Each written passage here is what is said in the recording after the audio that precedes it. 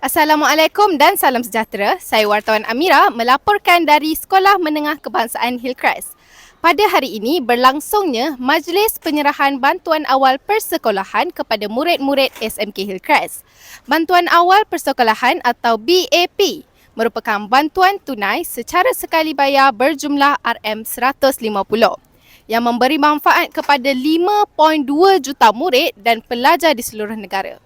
Inisiatif ini bertujuan meringankan beban perbelanjaan ibu bapa dan penjaga dalam menyediakan keperluan persekolahan anak-anak.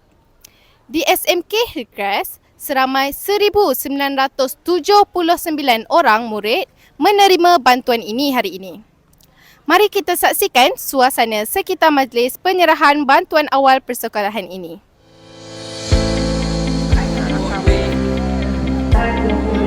Citra ni tengok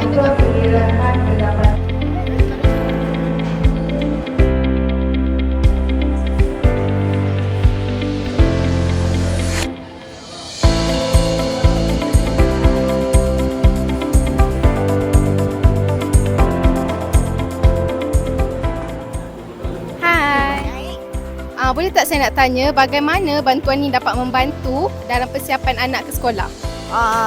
Sebab boleh bantu anak untuk beli buku yang exercise kan, sekali dengan stationery semua kan.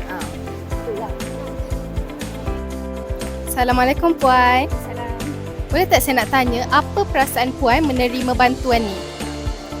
Itulah, Alhamdulillah, bersyukur dan gembira. Terima kasih kepada kerajaan sebab sedikit sebanyak dapat membantulah sebab nanti ada 3 orang anak kat sini kan. So Alhamdulillah lah dapat membantu.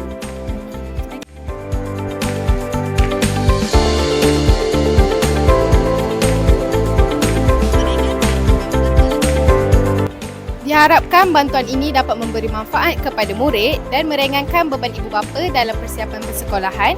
Saya wartawan Amira, signing off.